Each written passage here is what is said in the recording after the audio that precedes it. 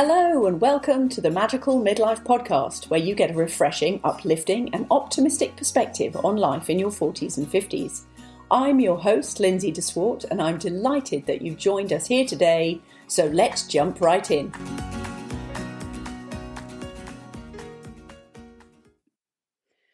Well, hello, it's Lindsay and welcome to today's Magical Midlife Podcast. How are you today? So today is a slightly different episode. I wanted to talk about dealing with change, which you might think, oh, I kind of think I'm a bit accustomed to that now, having had so much of it in the last 2 years. But there's a couple of things that have come up, and so I wanted to share with you the process that I use when I'm working with clients to help them kind of get ahead of the curve. You know what I mean? When I say about getting ahead of change and dealing with change. So let me give you an example of what I mean. So I don't know if you've faced it, or probably somebody you know has faced it, where they've been made redundant. And invariably when, it's a big shock, and most people are really kind of, a bit flawed by it and go, oh my goodness, what am I going to do? How am I going to pay the bills? And then when you really start digging into it, or you actually remember conversations you've had over the last 6 months, it's really actually what they've been asking for. And they're like, oh God, I've been looking for a new job. I wanted a new job. And then the redundancy comes along, and it's almost as if it's happened for them. And it allows them to, really start thinking about, okay, now it's time for a new job. And actually I was pushed rather than I jumped. So when I coach people, I work with them to help them kind of set their compass almost to get a direction, because by getting a direction, it means that you've got somewhere to aim. So you may have heard about the whole philosophy of, you get what you focus on. So an example of that is like, don't think about a blue tree. So the only thing that you can think of is, you guessed it, a blue tree. And so when I work with people to try and negotiate or navigate, not negotiate, to navigate change, it's all about setting a direction and then what do we need to do to kind of get where you want to go. So I'm walking that path at the moment. I've walked that path many, many times, and on a personal level, I'm walking that path right now, which is why I want to share it with you, because I am literally drinking my own Kool-Aid. So it seems like never a better time to explain the process. Now, you can do this process just with some basic guidelines, or, of course, you can get help going through this process, because some of it is a little bit more easy to resist, and therefore you don't quite get to the bottom of what you need to. However, you can still do it at a very easy level, and you can apply this to any change that's going on. It could be a change that you want to make, or a change that has kind of been forced upon you, because we've all had a bit of that, I think you may have noticed. Okay, so this is the process that I use. It's a 5-step process, and I'm just going to walk through it with you. And it's based, well, it's not based, because I sort of worked with this process a long time ago, and I've developed it over many years. But then since I did the shamanic training, I've really, let's say, updated it or deepened it into more of a spiritual element to it, so it works with the medicine wheel as well, with the shamanic medicine wheel, but it's not purely the shamanic medicine wheel, because generally the people I work with aren't ready to jump straight into the shamanic medicine wheel and follow it, because it involves a hell of a lot of surrender, and that process of surrender in itself is pretty challenging. Because if you've had a life whereby you're quite used to controlling, and, you maybe had a job where you control things, you've been in a management position, or then you've raised a family, you're controlling a family, you're controlling everything for everybody, it's pretty difficult just to go, oh, that's okay, I'll just surrender it. Fine in theory, but in practice, it's pretty hard. So I've based this process, and I've used this with men, with women, with people who are quite spiritual, and with people who are, engineers or business consultants, and they're very, let's just say, real world. I'm doing air quotes here, real world focused. So this process, so there are 5 things. And so if you can make notes, I don't know if you want to, I will be posting about this anyway, and you're going to see this stuff coming up in my social media all the time. But the first process is the expand process, the expansion. And so the little picture, because it might be easier for you to remember this. The picture that I always use for this is the hummingbird. And the hummingbird on the energy wheel, the medicine wheel, is north. And it's not normally where we start, but my process starts there. And I'm going to tell you why, because that means it'll make sense to you. So the expand process, it really gives you the chance to go dreaming and to use your, what is it that I really want? And it's not necessarily, what particular job do I want, or what house do I want, or what relationship do I want? It's more tuning into, how do I want to feel? How do I want my job to make me feel? Or how do I want to feel about my job? How do I want this relationship to make me feel? What sort of new experiences do I want to have in my life? And therefore, what do I need to do with a job, a relationship, finances, or whatever, to enable that to happen? So I'm not asking you to come up with the solution, because that's a bit difficult before you've actually done the work. But what I'm asking you to come up with is some ideas of the sort of things you want. It might be, I want more freedom. I want the chance to be more creative. I want to be working with more people, or I want to be working with less people. Almost putting together like a shopping list. Now, one example that I can absolutely share with you, because I've been there and done it, is when we first started thinking about moving to Canada, we wrote a post-it note of what are the things that we wanted our life to encompass or to bring us. And we wrote it down on a post-it note one night. And in fact, some years later, when we were unpacking and when we'd moved into our house in Canada, we looked at that shopping list, and it was remarkable how much of that was actually sitting right in front of us.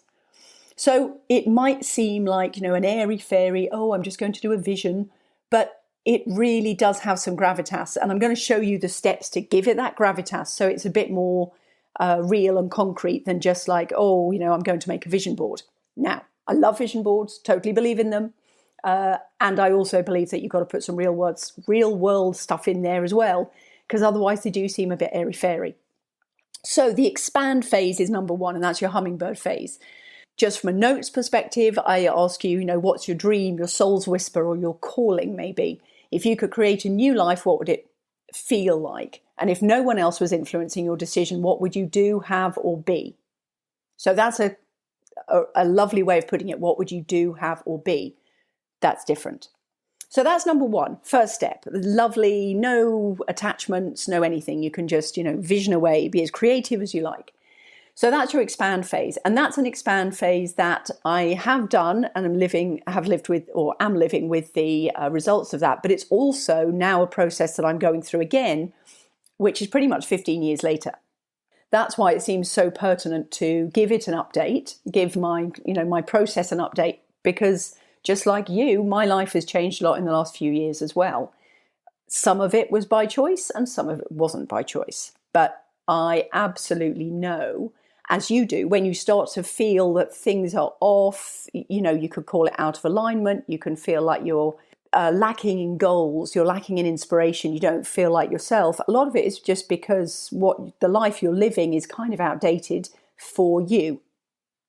And before in other episodes, I've talked about how this also is related to anxiety, that anxiety is a really good sign that you are not living in line for where you are now capable of living. You need to get rid of some old. Hold on a minute. I'm jumping ahead of myself to here. So number one, that's expand the hummingbird. Number two is the emerge phase. Number two is often the bit. Number 2 and 3 are the bits that people need help with. Number 1, expand. Everybody can get creative, and actually the more creative you get, the better. But number 2 is emerge. And this is where it changes around on the medicine wheel, because we go right down into the south right now, which is emerge like a serpent losing its skin, a snake losing its old skin. It's outgrown its skin and now it needs to move. So the questions that I ask you there are, what old habits and beliefs do you need to shed so you can move on? So some of that might be it's time for you to get rid of the job, or it might be time for you to get out of the relationship, or time for you to look at how you are spending your money or investing your money or not investing. It's just your old habits. Are you always driving the same route, then it makes you feel bored at the beginning of your day? Are you going through the same discussions with your kids? Or you're complaining about the same things over and over again? So what is it that you need to get rid of, or that you need to change, or you need to let go of? And a lot of it, of course, is clutter. This is a great time to think, right, I need to feel free.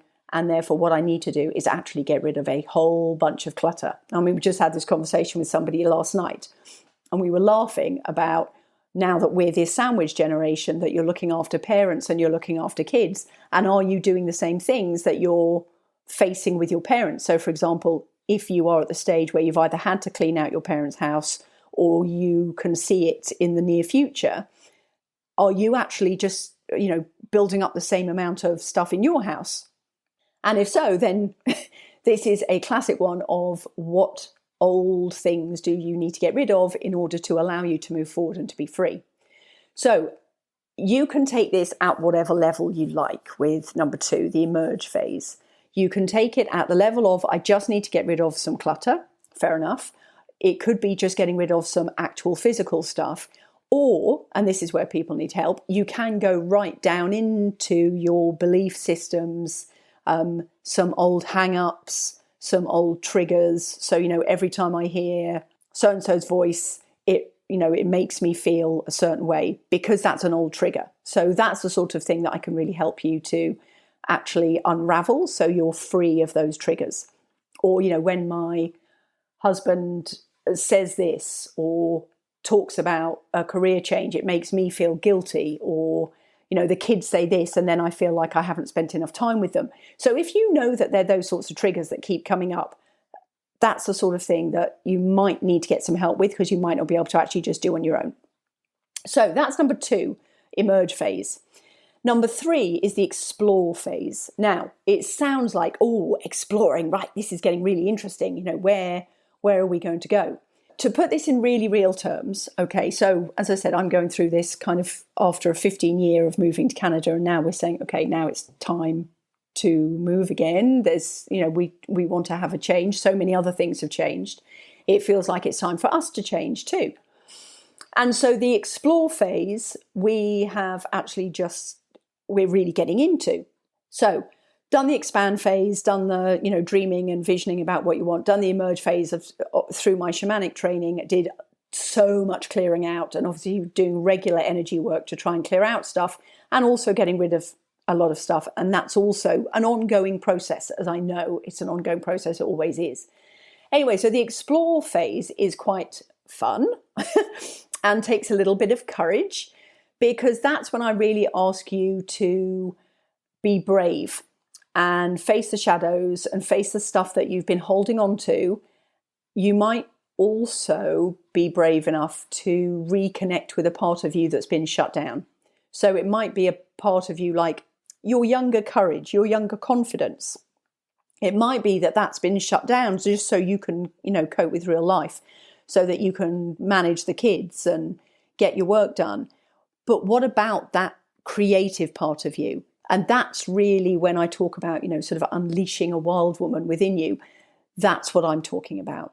There is a part of you in there that is your joy, your creativity, your energy. It's your life force, your spark. I think that's what I talk about on my website. It's your spark that's waiting to come out, and it's been dimmed. So in this 3rd phase of explore, I'm asking you to really try and find who you were when you were doing something in your life that you really loved, that you really enjoyed, and you felt like you were the fullest. It's a bit of a personal development phrase, I guess, but when you were the fullest, most vibrant version of yourself, what was that part of you that might not be showing up right now, or that you might need a few glasses of wine in order to allow that part of you out? You should be able to live with that part of you. You shouldn't need to have to, dig it out with alcohol or whatever. And I'm asking you in this phase to allow that person to come out and to be seen. And so a lot of people actually, especially within all of our midlife interviews, some people are really finding that part of themselves just by stepping into midlife. And they're saying, yeah, it kind of feels that it's time to let her out again. And that's also one of my beliefs about the menopause, is that spark, which you could say relates to the hot flushes, that spark, that person is waiting to come out. They are ready to come out again now because they know it's time. So I'll do another whole episode on the menopause and really re-releasing who you are, because it is basically like a second puberty, I believe. Anyway, so that's number 3. So it's the explore. So far we have got expand, emerge, and explore. And expand is the hummingbird, emerge is the snake, the serpent, and explore is the jaguar. So the jaguar is, stealth, walking through with the soft pads, tracking her prey, tracking what it is that she wants to go after, but can do it all with stealth. So nobody else is really seeing what else is going on behind the scenes. So that is your inner jaguar. Now, the 4th step is where I kind of break with the medicine wheel a bit, although it kind of encompasses the whole thing all in one go. And that's actually earth. So earth in the sense of earthing electricity. So you're bringing it all down into the earth. You're bringing it all into reality. So far what we've done could be seen as quite emotional, quite spiritual, quite visionary. This is the part that's really helpful for people that have had time managing, when I say managing business, managing home, managing finances, whatever it might be. This is the part that really grounds everything into, oh, this is actually a reality. So whilst you're looking at creating this newness in whatever area of your life it might be, the 4th phase of earthing allows you to think about what structures do you need in place, what support do you need, what resources do you need, and also what sisterhood do you need? What people do you need around you? Because a coach of mine many years ago, and she said, you are the only one that can do this, but you can't do it alone. And that's so true. You need the support of somebody else around you. It might be your partner, it might be kids, it might be family, could be friends. And if not, then that's what you can use social media for. That's what you can use my group for. So you can really tune into people who are going to encourage you and to push you to be your bravest self, rather than to remind you of limitations, because that's no use whatsoever. And that is something that really harnesses the essence of my soulful adventure living kind of ethos. Is all about, I would encourage you and push you to be out of your comfort zone, which again is something I really pushed myself to do last week. So last week I went to BC because we're looking at, is that our next life chapter? Which is exciting. I mean, we're not moving country, but we're moving province to the other side of the country. So it's still a pretty big move. We don't have any family or friends there. And as I say, we've built roots here for some years. The things that I really pushed myself to do were things like treetop trekking. I've done that loads of times with the kids. And I have to say, it's not something I love. However, you feel great after you've done it. But, the whole being up really high, the heights, I don't love it. Got to be honest with you. And I did it partly because my 13-year-old daughter's like, oh, come on, Mum, let's do that. And I'm like, okay, absolutely. I know I need to do this because I don't feel particularly comfortable with it. I know I'm attached to everything with wires. I know I'm safe. I've done it 100 times. I know I'm safe. I don't particularly love it. However, this is something I need to do. And just like there was a zip line, 1,000-meter zip line. Oh my goodness. Really didn't want to jump off, but as soon as you jump, and then halfway as we were over the canyon, there is this realization of, holy cow, this is so cool.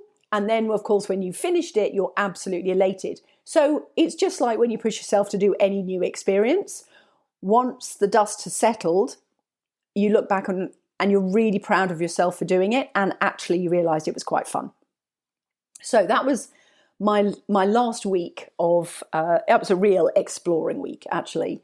And then now I needed to bring all of that down into the earth. So, for example, if we do want to move to BC, given that we've done all those other steps, right now I really need to look at what structures, what support do I need in place, and how do I make that happen? Because now we've got to really look into the reality of, the finances and the timing and the housing, and what about schooling? So this is where we really come into the reality. And what I'm going to say is this reality, some people might go, oh, but that's when, you kill the dream. And it's not killing the dream because you haven't got anything invested in it just yet.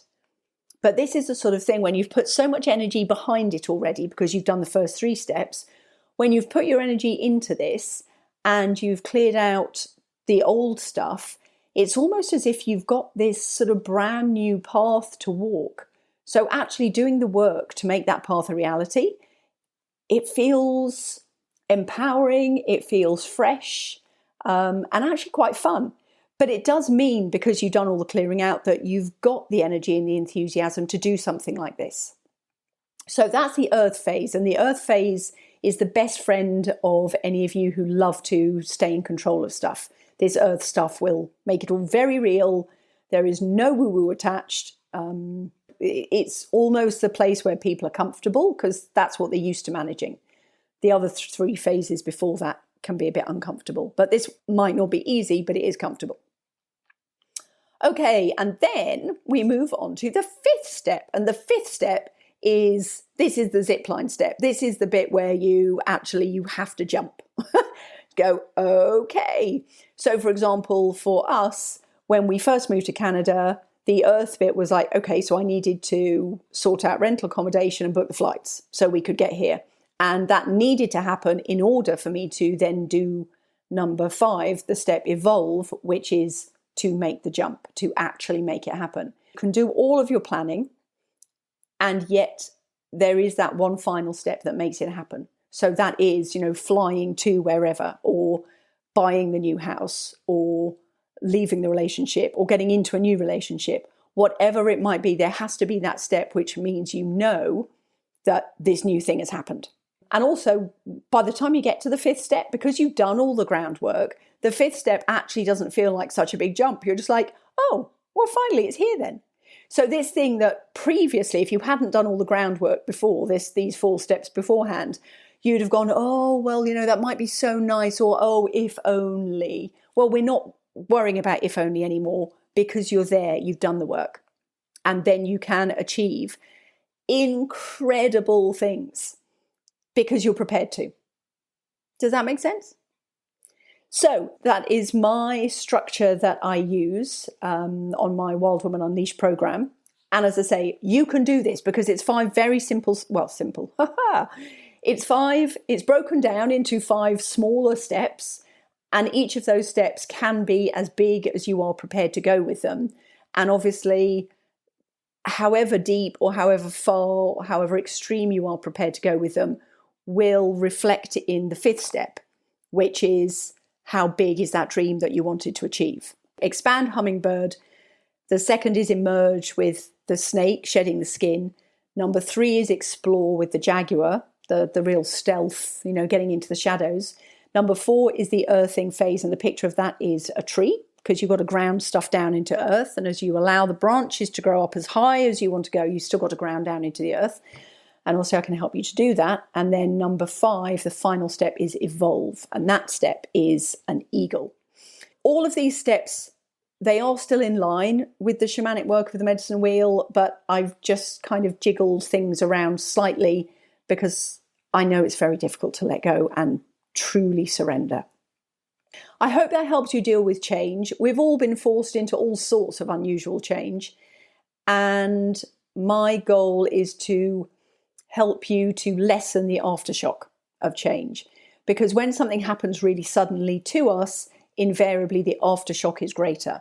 If we have prepared and we've worked and we've done the groundwork up to a big change, that big change, actually, by the time it comes, you're kind of, you're excited to see it. And it doesn't feel like something that's, traumatic or too much for you to bear. So you're ready for it. And, do we all really love surprises? No, not really, especially if we're control freaks. So this helps you to lessen surprises and to push yourself to be more of, who you want to be in the life you want to lead. So I really hope that's helpful. Please come over to the Facebook page, to Soulful Adventure Living Facebook page, and Lindsay de Swart. You'll find me through that as well. Or come over to the website, soulfuladventureliving.com. Please feel free to message me. If you need help with these steps, you've got questions about these steps, I would really love to help you with that. And then make sure you subscribe to the podcast, share this podcast. Anybody that you know is going through some major change or is struggling with some change that has kind of been forced upon them, please refer this podcast to them if you think it's going to be helpful. Okay, so I've talked a little bit more than I normally do on my solo shows. So thank you for staying with me. Thank you for listening. And I thoroughly look forward to seeing you in next week's episode. So take care and keep living your magical midlife. Bye.